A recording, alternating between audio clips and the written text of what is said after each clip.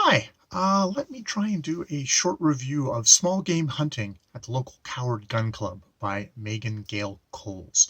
It is a 2019 novel by this Canadian author set in Newfoundland in St. John's on St. Valentine's Day, all centering around a restaurant, The Hazel, over the course of one day. And indeed, the sections of this book are divided into prep, lunch, and dinner. And over this space of time, we go through the lives of seven main characters, seven main voices in this novel, who we get to kind of dive into the thing. Probably the central drama-ish as it goes is a triangle between Iris, a waitress at the restaurant, John, a chef, and George, the owner of the restaurant, and John's wife, who John is cheating on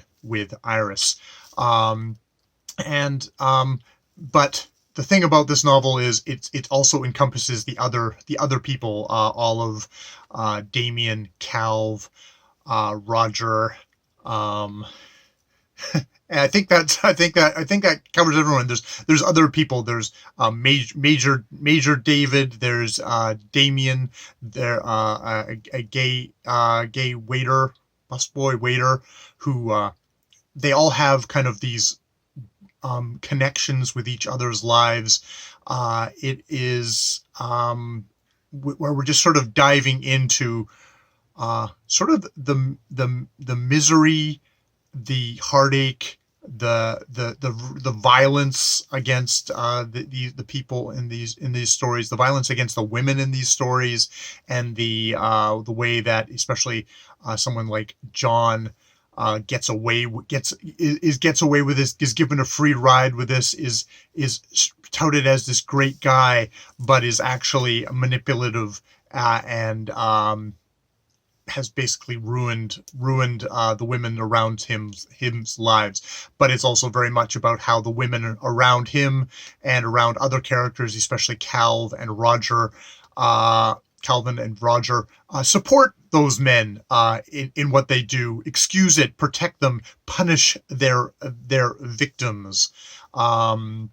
We have and there's very much also sort of the idea of class in this thing. George, she has a wealthy big George father who is very much kind of the moneyed town part of this novel, and you get the very much kind of that divide between what I think is town and bay. I'm on a coast of Canada, but I'm on the opposite coast. I'm on Vancouver Island, so this is like a foreign country to me, Newfoundland. I have never been there. I've only got my exposure from this and The Innocents, both novels which have a pretty harsh view, paint a harsh picture of Newfoundland. But even this story, where I have to say it was a hard slog. I think there's a little opening line in this, which is, sit back, but this is gonna hurt. What is sit back, but this is gonna hurt. And it's like, yes, it does hurt. It is a hard novel to read, and indeed, as I was going through it, I did kind of toy with, do I want to continue? Do I want to continue reading about these people's miserable, hard lives? And it's like, I was joking with my partner. It's just like, this isn't exactly what you would call the tourism brochure for St. John's. It paints kind of lives of desperation, of brutality, of boorish, brutish men, just completely hammering away at the women, and the other women basically enabling those men, and the racism. There's a character, Olive, who is a friend of Iris, who is native, or part native, and her as a woman, as a native, especially comes in for the most horrendous treatment in this book, and it's maybe if you're gonna have a criticism of a character like Olive, it's like she is so much the victim that there is slight glimmers of like, oh, she had a past where there was actually happiness, but she's so much the victim. It's almost a bit it felt a little bit one-sided, like, oh, that's all this character is, just because she is such the scapegoat of this society, and of, dramatically a scapegoat of this novel. But as I went along, the book also gets it just unleashes an incandescent rhetorical fury about the state of how we treat women, how we treat race, how we treat just how the society, how unfair this society is. It's so good at just kind of stating its rage in such a kind of clear way that I was won to this book's side. And indeed, Iris, one of the characters, is a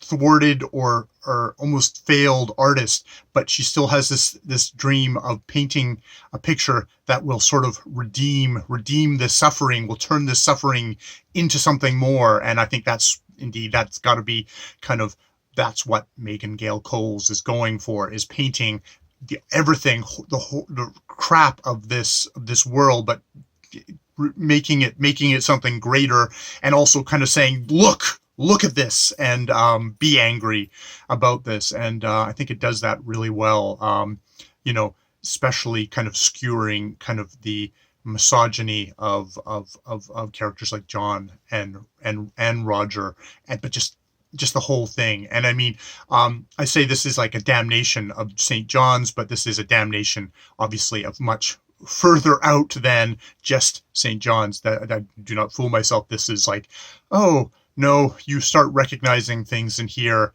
that happen in Victoria, in British Columbia, in the wider world. It is it's that going for those super specifics to get that that universalism of the state of our world, but just let's focus here. We get the details right here. I did find at some points, I thought that the metaphors got a little bit on the okay, I get it. I think there's at some point that John's described as sort of like a car crash waiting to happen, which I kind of rolled my eyes at when we go there. Even the title, Small Game Hunting at the Local Cowards Gun Club, it was like, okay, yeah, I get the metaphor there, but it was the rhetoric, the anger, the beautiful anger that comes out of this book, which is definitely its strongest thing, and just how it crafts these characters.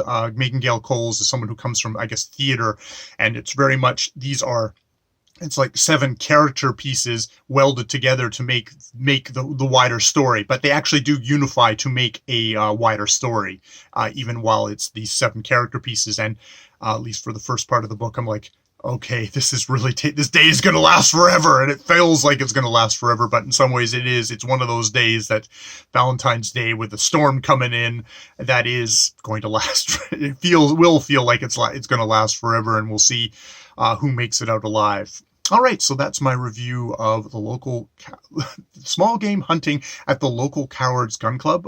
Thank you to Erin over at The Bibliotherapist, who was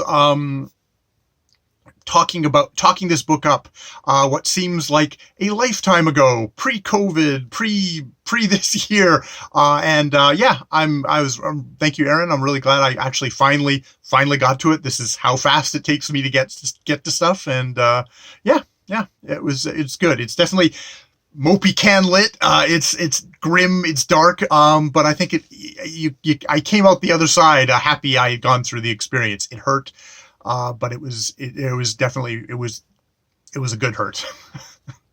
More videos later.